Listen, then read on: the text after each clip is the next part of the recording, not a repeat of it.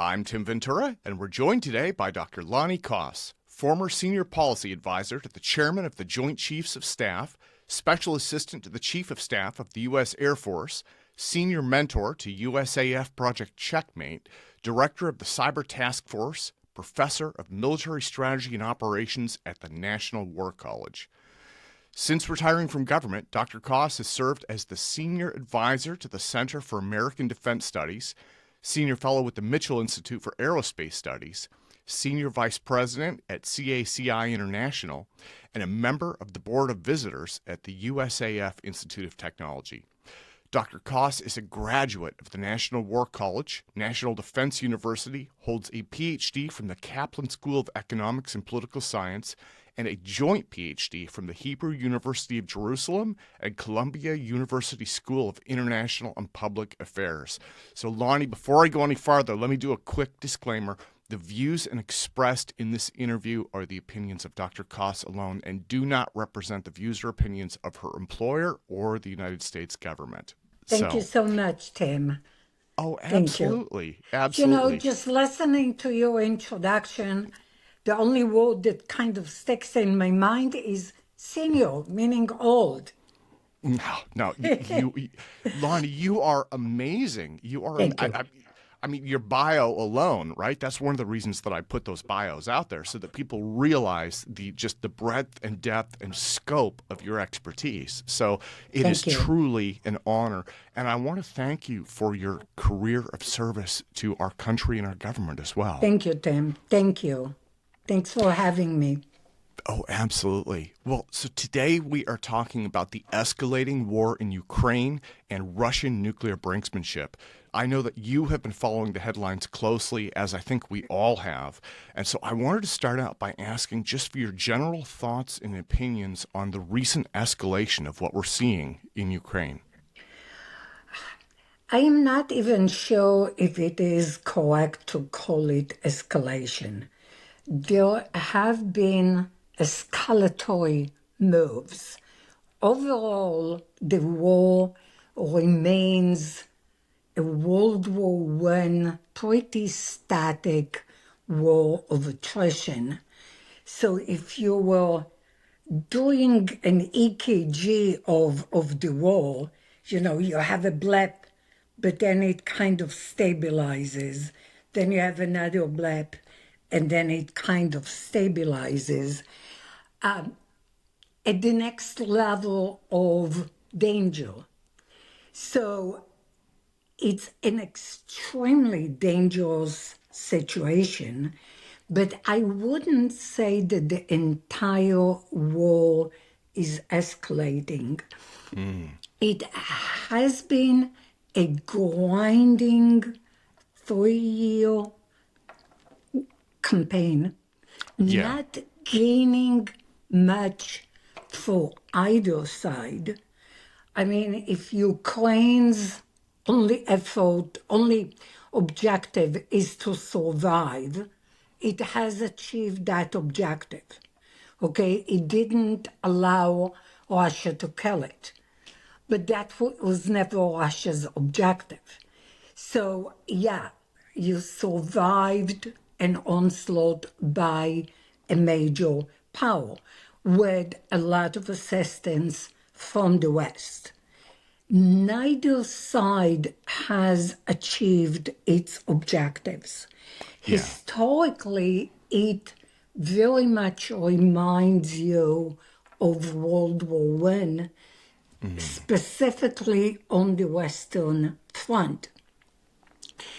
Most people forget in World War I you had periodic breakthroughs and you had introductions of new weapon systems, tanks, aviation, even submarines, which then made a significant appearance in the next war, for which World War I kind of set the stage.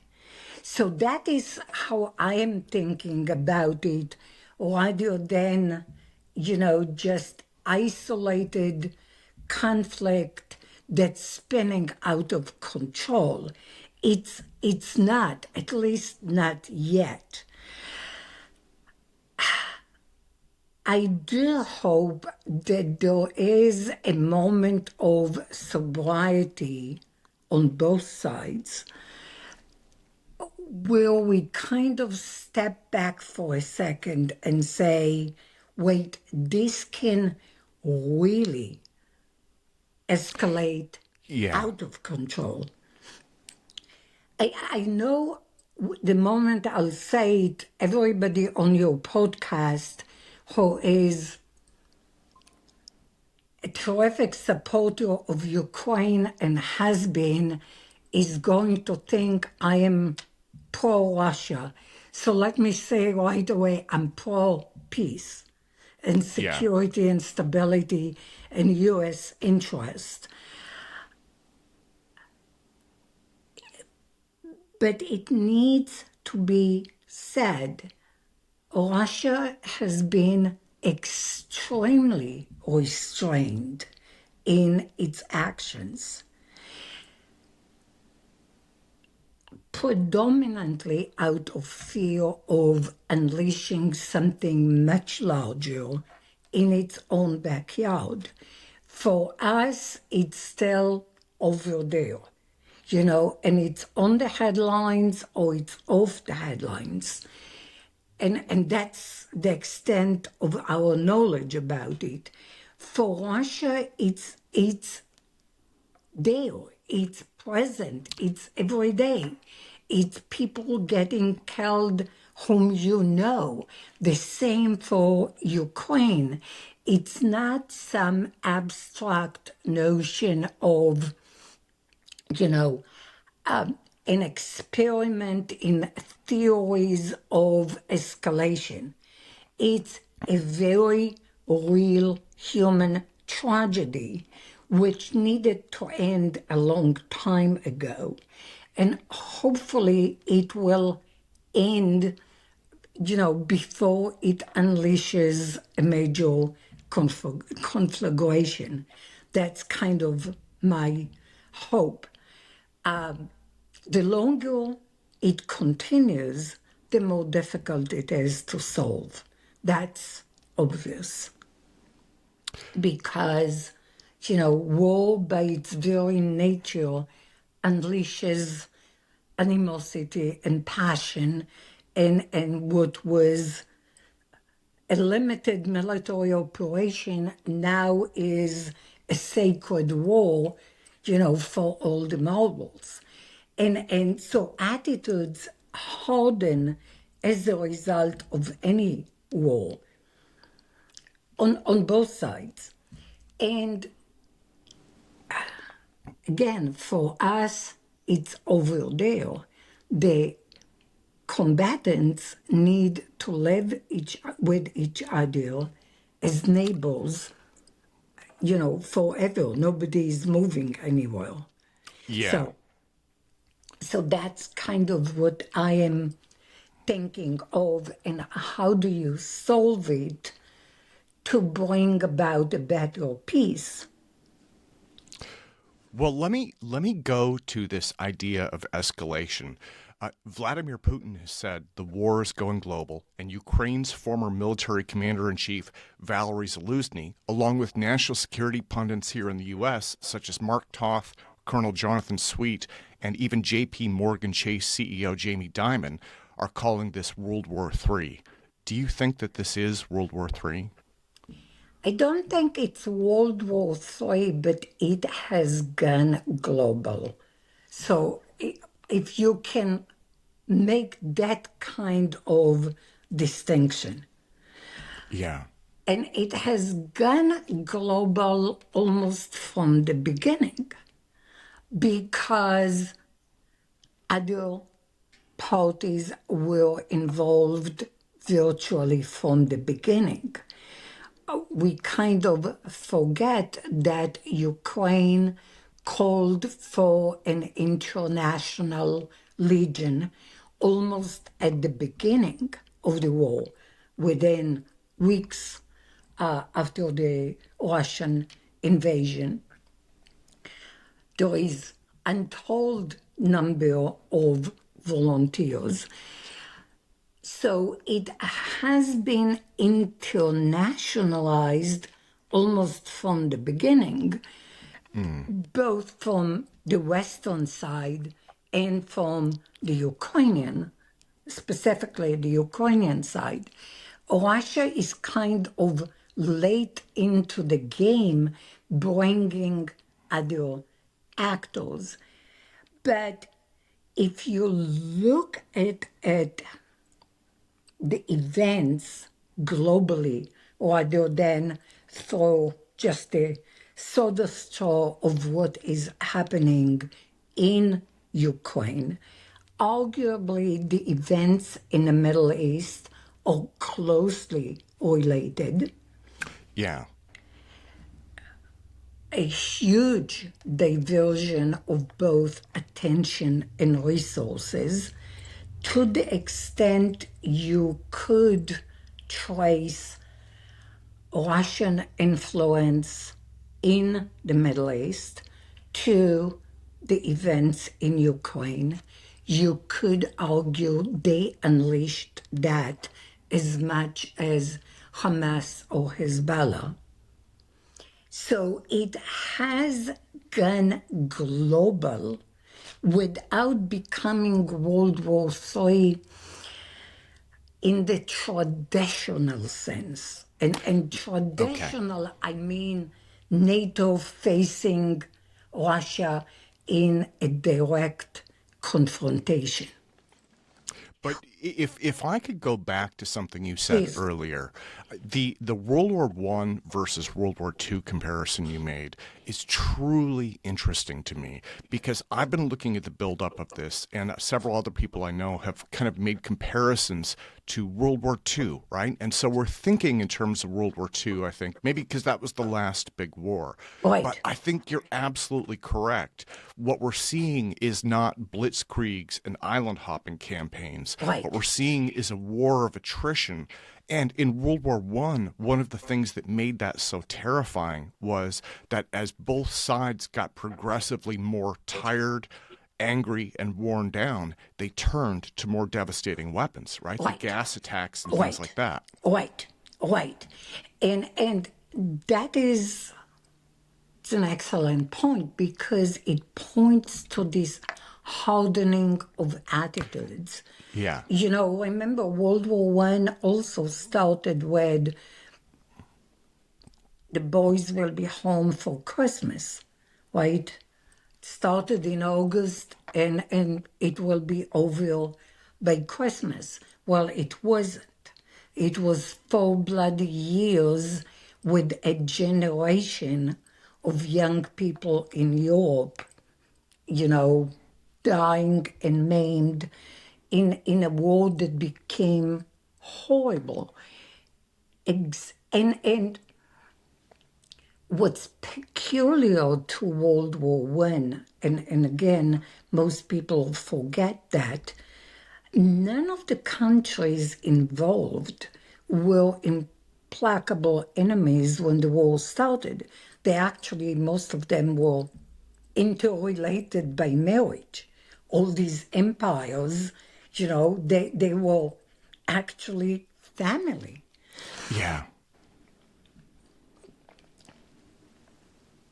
So, yes, the danger of reaching for the more horrific weapons in each nation's arsenal, or doing things which are horrific, like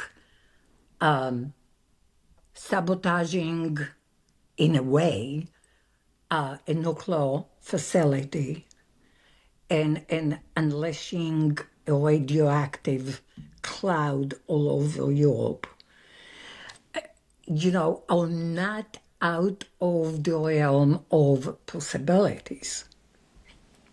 Well, and for me, I think this latest part started maybe a week ago. I woke up early in the morning and read the headline, Ukraine says Russia launches an ICBM into them. And I read that and I said, oh my God. Yeah. And I said that again a few days later when I saw clips of the MIRV coming in, right? Right. You could see all 5 of them accelerating down to the ground. 6. 6. Okay. So that for me was, that was blood curdling to read. And I think it probably was for most people. I was like, something is right on the edge of spiraling so far out of control so fast. Now, it seems like things have quieted down for the last week. Do you think that is that cooler heads prevailing, or is this just a repositioning before the next offensive? It's very hard to say. Let me just go back. Yeah. So the difference between an ICBM and IRBM, intermediate range nuclear missile, which this was, is merely one of distance. Yes. And this You the know, IRBM so was again- based on an ICBM design. Right. So The reason I'm not ready to call it World War III is exactly because of that, right? You picture, you kind of have this perception of World War III with, the United States homeland being at risk. The only way it can be, from Russia is through an ICBM. So yes, and Ukrainian propaganda obviously had exactly that in mind. It's not an easy mistake to make. Now, that's not to diminish, the escalatory nature of this particular strike. But again, it is one of. It's a demonstration of capability. The way I see it, it's a signal rather than, a beginning of a massive offensive using a new kind of weaponry. That's the way I perceived it. well, now in terms of signals, so yeah, again, they launched a new hypersonic ballistic Right. missile. I think that's important to point out. It is a new capability based on something that's terrifying to begin with. Right. It was armed with conventional explosives, but capable of delivering nuclear warheads if they so choose to do that in the future. The other thing that I wanted to mention was Russia's nuclear doctrine.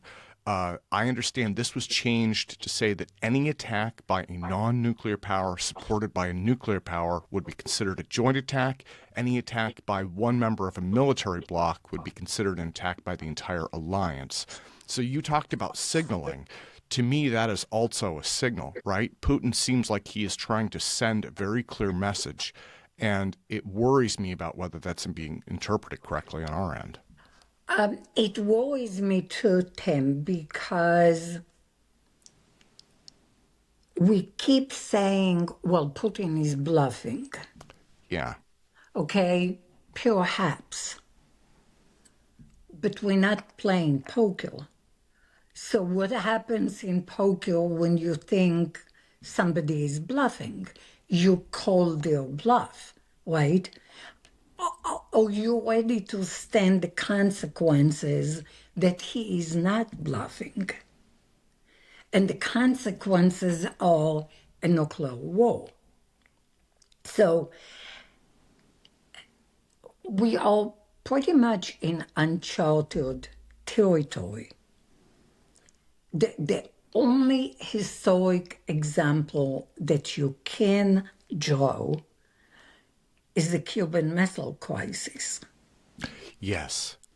right?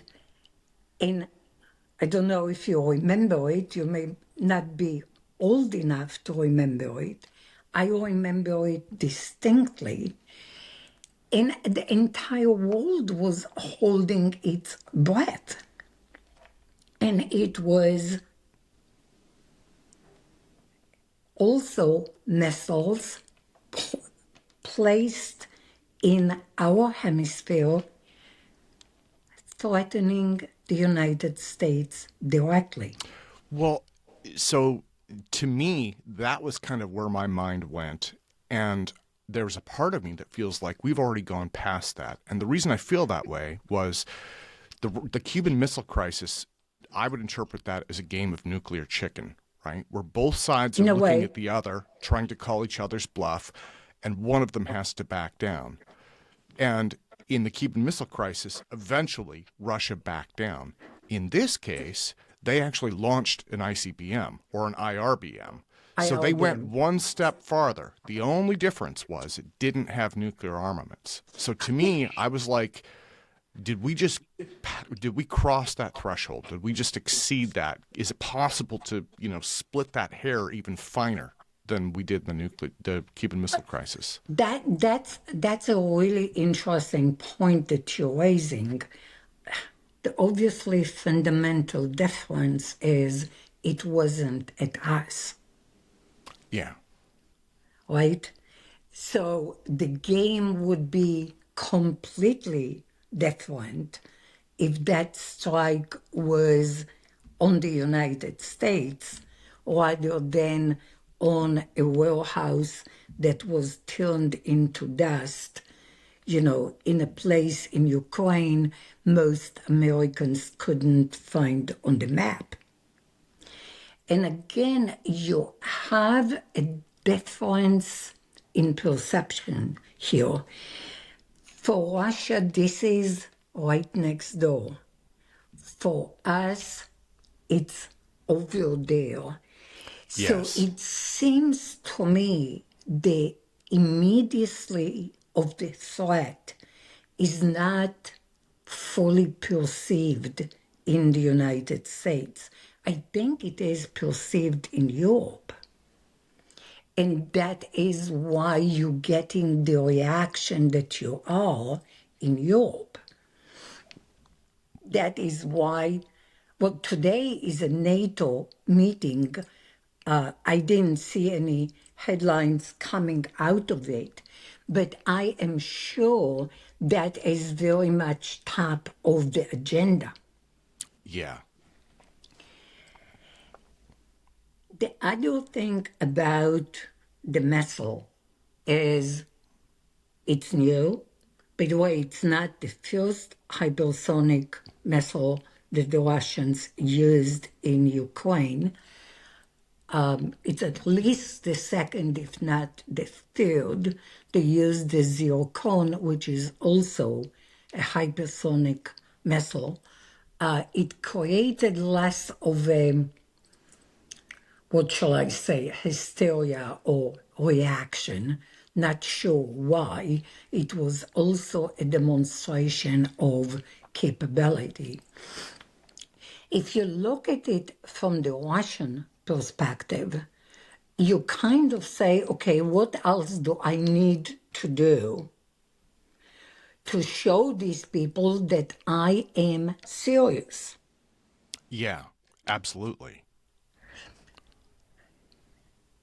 And I am not sure we understand fully the calculus that Putin and whoever he is listening to are going through.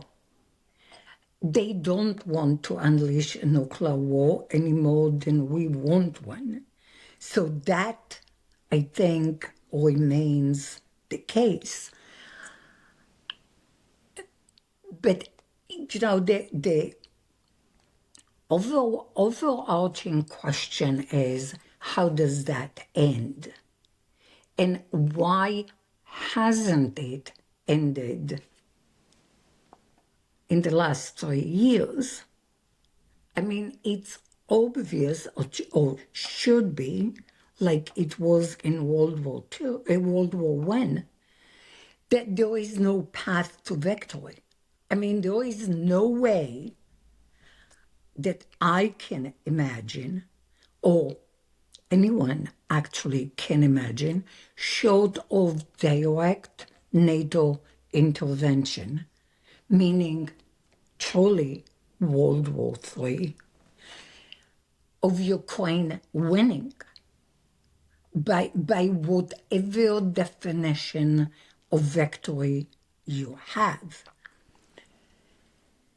In situations like that, a ceasefire and negotiations are the best way to deal with that.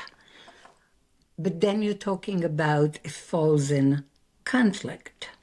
Yes. Which, is better than a hot war, always, because people don't get killed. You could argue we've had a frozen conflict, a frozen conflict on the Korean Peninsula since the 50s, with the DMZ and massive U.S. presence and a division of the peninsula, not a very stable situation. You could argue we have frozen conflicts in other places, but the nature of the frozen conflict is that it can erupt at any moment. So not an ideal circumstance by any measure. Is that the best you can achieve?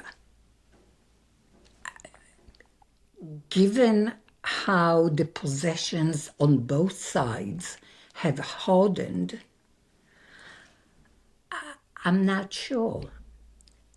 There is about 1 million casualties. Yes. That's a lot.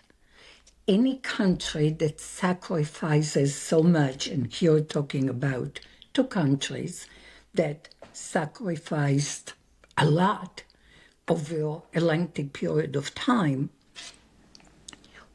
wants to say, okay, those people did not die in vain, right?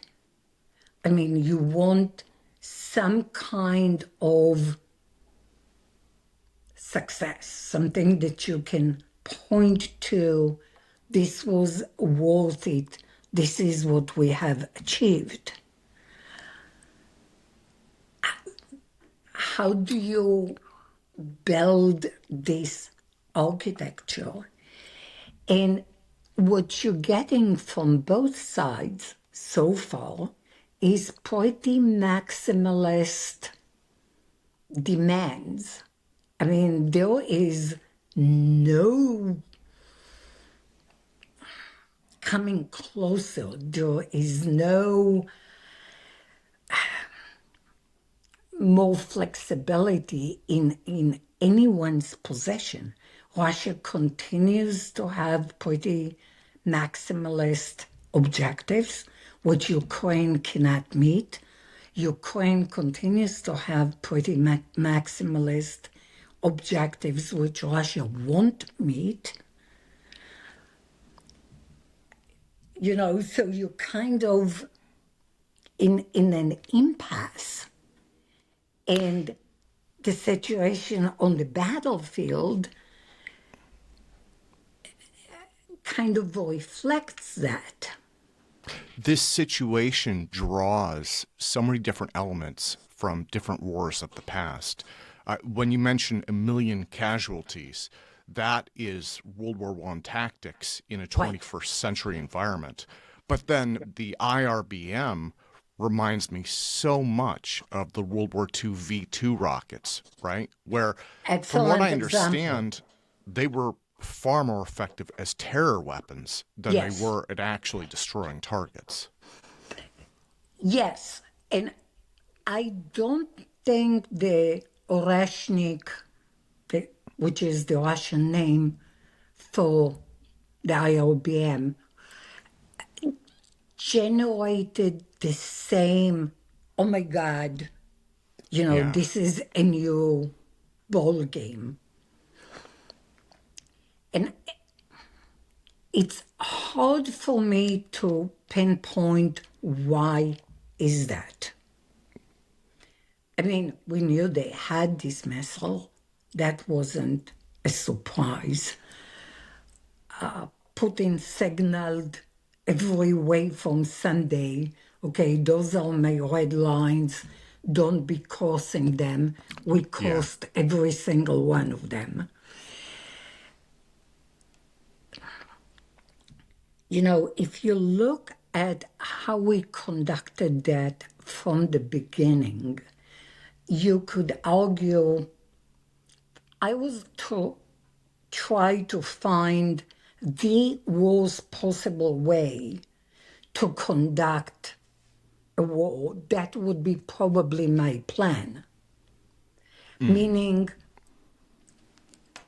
put just enough so my proxy doesn't lose, but not enough so they can win by whatever definition of victory.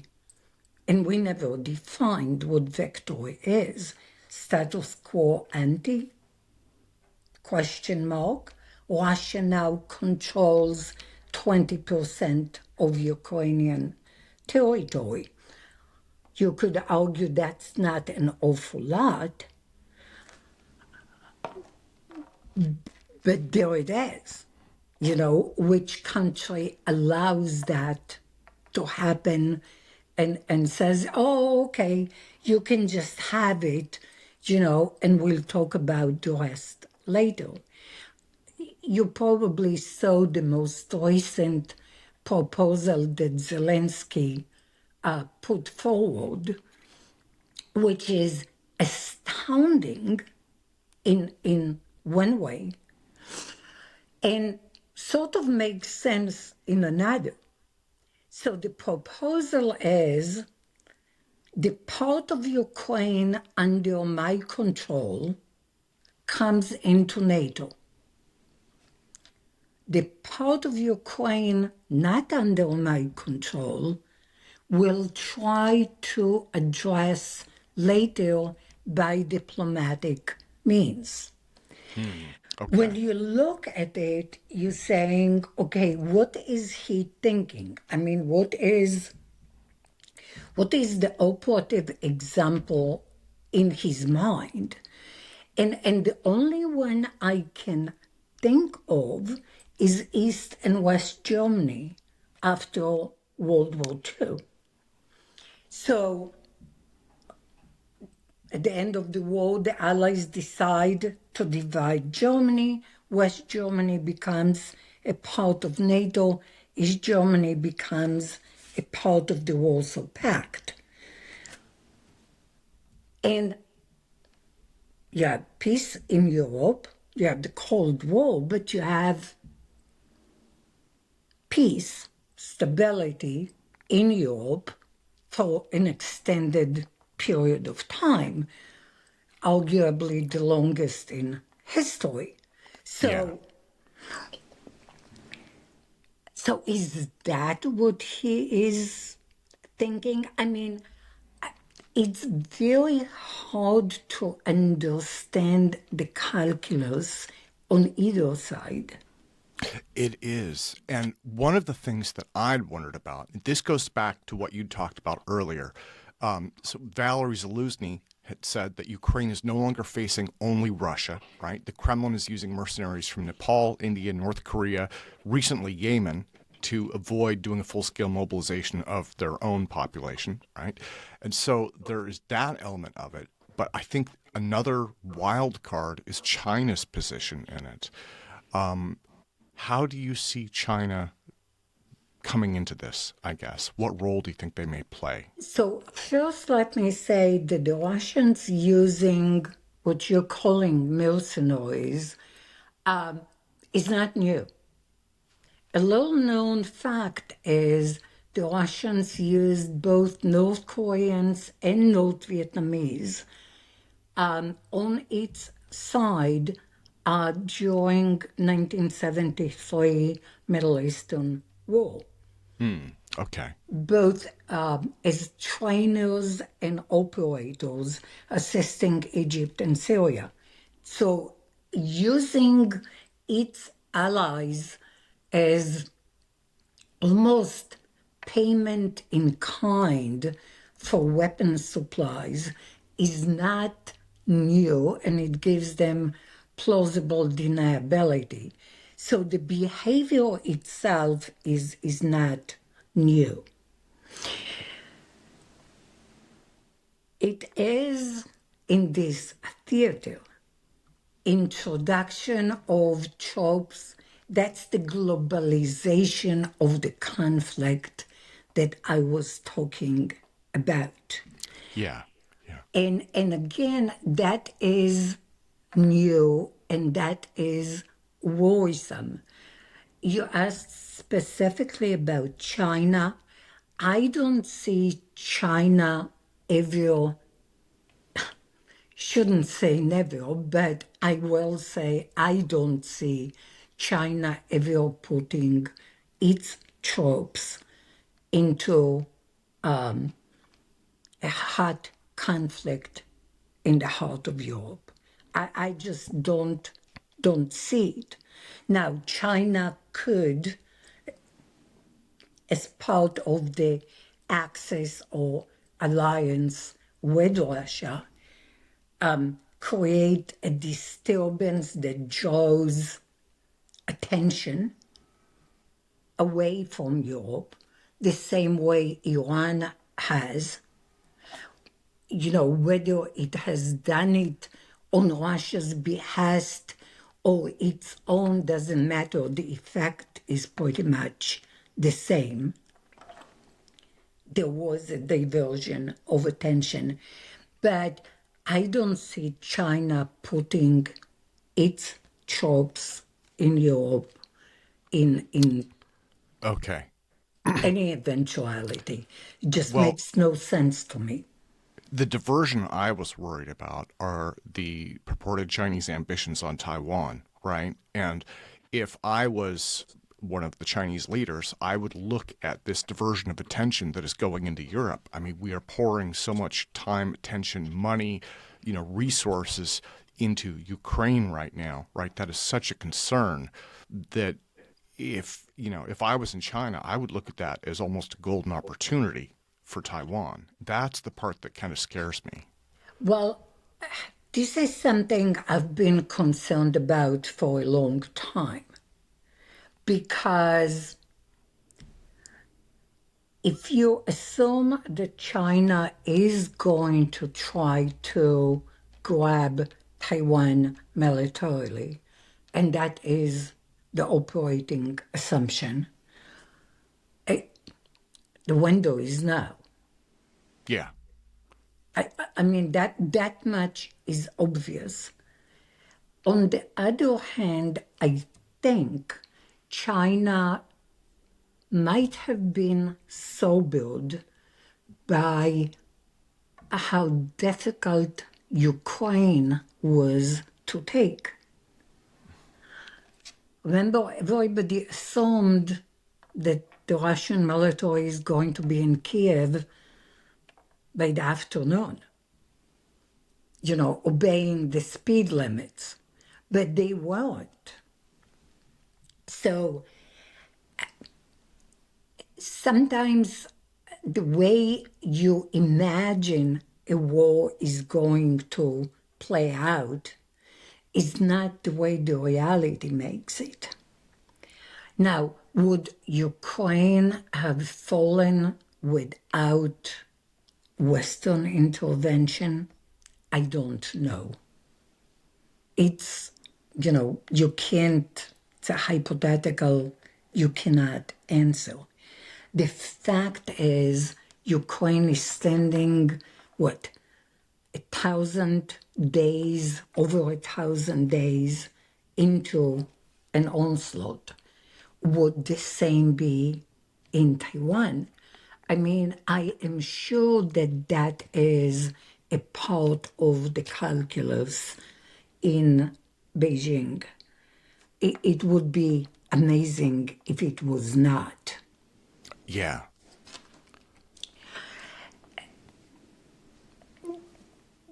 There is a new dynamic that I am not sure is being completely grasped. there is like a global rearrangement, and we are behaving as if the old set of roles still applies. In other words, there hasn't been a rethinking of the fundamental assumptions that underpin the entire global situation. We have always looked at Russia and China separately. There is an axis between them. How strong, we don't know. Arguably, the two are natural enemies. I mean, there is not a true alliance, certainly not on principles. The alliance is against us because we actually made it so. I mean, the inescapable conclusion here is that we pushed Russia into China's arms. There is no natural alliance between the two. They share an unsettled border, the longest border in the world. Their objectives are different. I mean, it's not a natural alliance. I can't even draw an analogy except Imperial Japan and Nazi Germany. Completely different cultures, national interests, regional objectives, and yet they united against a common enemy. Well, and one of the things that worries me are seeing these incredibly elaborate, coordinated drone displays, which are effectively light shows in China, but could potentially be weaponized, right? And then seeing the hypersonic IRBMs in Russia, which are both new technologies for fighting warfare. And it seems to me, just from a layperson's perspective, that we are lagging in both areas. And so part of what I understand in terms of military strategy is you want to maintain technological parity. And we may or may not be behind with one or the other, but when we're looking at both of those, it seems like we are definitely trailing. Well, we're definitely trailing on hypersonics, both in terms of the weapon itself and defense against it. That's a given. And that's something that I think most people are well aware of, which is why Putin demonstrated that capability. And the text that went with the visual directly was, hey, I have something you don't have, and you can't defend against it. Yeah. Message being much wider than just to Ukraine. I mean, this is effectively a conventional bunker buster against all command centers, against all reinforced facilities everywhere within the range of this missile, which is not just continental Europe, but Britain as well. So it is a new world in terms of that particular signal. I am less concerned with the unmanned munitions of various types, predominantly because it's a quick technology that is much easier to close the gap. Okay. Hypersonics is something that's a difficult technology and not easy to catch up. And it's something that it's not a weapon that the United States hasn't been working on. We have, and we shelved it because it wasn't successful. So that's about all I can say about that. Clearly, Russia mastered a technology here that we didn't. And that should give us pause. See, going back to this reality that has not, I believe, dawned on us, is we truly believe that we have total superiority. We NATO, we the United States, that we are calling the shots. That is clearly not the case. I mean, if we were calling the shot, this war wouldn't have lasted that long. Yeah. I mean, QED, there isn't much need of proof. You can see we have not achieved our objectives. Our objective certainly has not been to destroy Ukraine, which happened. Well, one of the things that I worry about, and again, I may not have the knowledge, background, or expertise to even guess, but the attitude that I've seen has been from the United States, we don't back down to bullies. And on the one hand, that makes sense, but we seem to treat Vladimir Putin as if he makes unilateral decisions on everything. You know, like Putin gets out of bed in the morning and says, Russia will do this, and then it does it. And if we're able to make him back down, that's it. But from what I understand, the Russian Federation has a lot of different interests. So even if he's in charge, he has to make a lot of different people happy. And it feels like we're putting their back against a wall. And we have been. It's, again, not new. Arguably, we've been doing it for 4 years. Yeah. And what do we have to show for it, right? We depleted our own munition stocks, which means we have less for other eventualities, which is what you talked about, you know, kind of the concerning aspect of all of that. I mean, you're dealing with finite stocks. We poured it into Ukraine. It wasn't decisive. So yes, we made the point we stand up to bullies. At what cost? And have we really? Right? Well, and what worries me is that the bully might not be able to back down. That's my concern. Well, I think in the very first conversation we had about the subject, Emma, I think I said no nuclear country allows itself to be conventionally defeated in its own backyard without using nuclear weapons. So that assumption, I believe, still applies. And again, this is Russia's backyard. Yeah.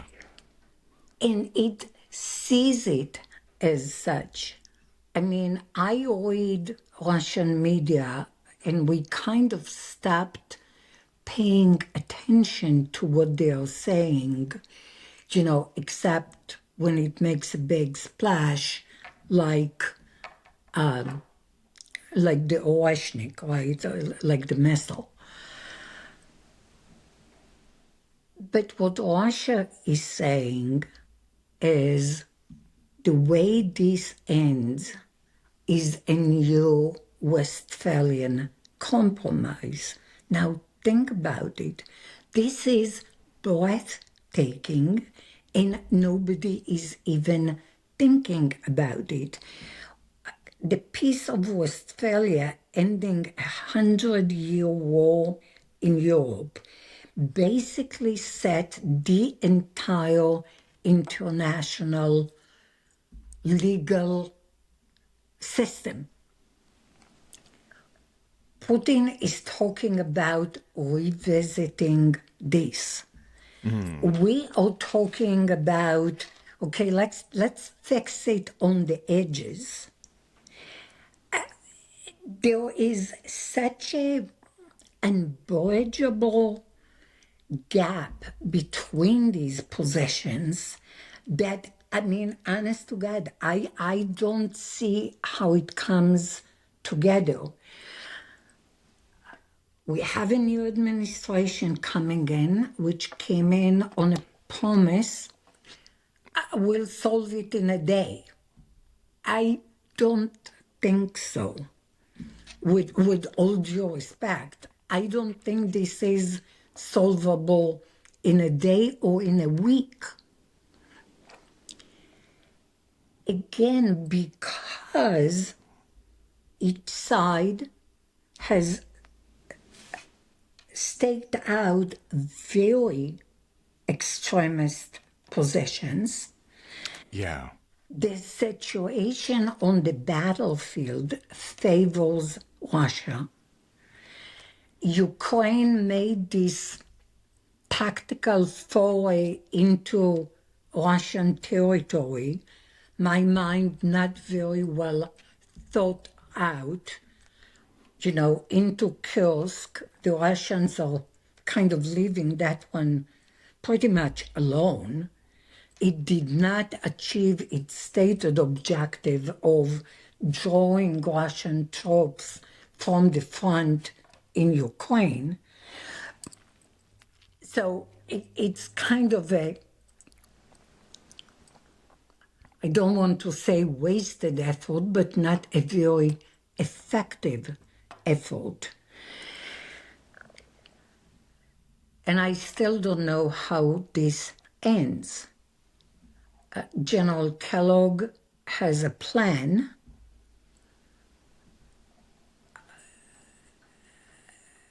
I'm not sure that plan is even meeting in the middle for either side.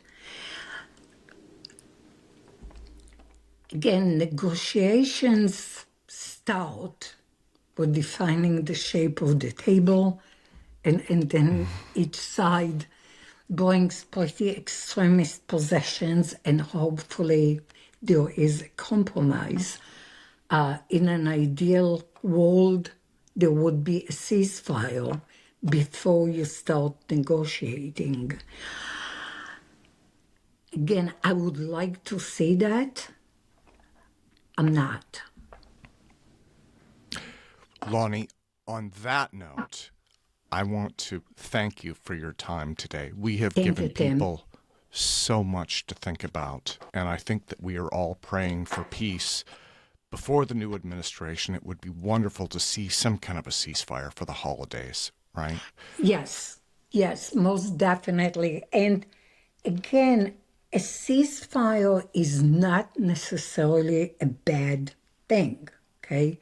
That doesn't mean capitulation. It doesn't mean one side won or lost. You're just giving an opportunity for a conversation, which is long overdue for the last 3 years. So yes, I mean, I definitely a ceasefire would be a good idea. You could negotiate even without a ceasefire. I mean, think the Vietnam War. where we negotiated in Paris while the war was going on. So you have examples of peace negotiations happening in conditions of ceasefire on the ground or without. Either one is better than the current situation, which in my mind only leads to what you started with, More and that more we are escalation. all Yeah. extremely concerned with. Yeah. Lani, let me close by asking, what is coming up for you as we start to move more close to 2025? And what do you see, if you have any kind of guesses, what do you think that we may see with Ukraine in the next few months? I do believe there is going to be a ceasefire. I do believe there are going to be negotiations. Ukraine needs a ceasefire, much more than Russia. Ukraine is exhausted. Russia has destroyed its energy infrastructure. It's getting pretty cold over there. Ukraine doesn't have the manpower to continue the war. So a ceasefire is very much needed, not just for Christmas, to take a breather, but to seriously assess the situation and say, okay, what are we doing here? Besides killing each other, because that part is obvious. Okay, we're testing new weapons. Fine, it's been a testing ground at the expense of a lot of human casualties. But otherwise, what is the end state? What is the better peace that we're trying to achieve? Again, bearing in mind that those countries have to live with each other in very close proximity. And again, the example of East Germany, West Germany, which I don't think anybody has used as what at least Zelensky is talking about as part of his victory plan. The Russians are talking about regime change.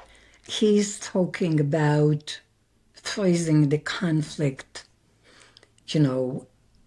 with the part of Ukraine, Western Ukraine, effectively coming into NATO. I don't see a universe in which Russia accepts that. Okay. I also don't see a universe in which NATO agrees to that. We have put ourselves into a quandary that I'm not sure people actually grasp, meaning either way you try to get out of this trap is a bad way. And you're looking for the least bad outcome. Yeah. I mean, there is no good outcomes, clean outcomes. There is no, unconditional surrender and a victory parade. At least I don't see one on either side. In the universe that this war created, with an axis of a really weird axis. I mean, I call it an axis of weirdness, not an axis of resistance. I mean, if you were looking for the least compatible countries to ally with each other, You would choose Russia, China, Iran, and North Korea, and Syria, and put those in a single basket. And you kind of go, how does that work together? I mean, each has completely different interests. Facing an alliance that at least has shared values, meaning NATO. Yeah, yeah. Our alliance in the Far East is completely separate from NATO. So, it's there is something to be said that this is a new global arrangement of which we have not yet taken full stock. And a new array of friends, frenemies, adversaries, and allies that we kind of trying to find how to deal with. So next administration has its hands full. I sincerely hope between now and the inauguration and of course the first several months during which a new administration is kind of trying to find its footing, nothing bad happens because it is a window of vulnerability. So I think the world is to be collectively holding its breath, and it's a powder keg. So Yeah. I don't have a good, comforting Merry Christmas message to anybody here because it's not a good situation. On that note, let me thank you again so much for your time today. Thank you, ma'am. Tim. Thank you.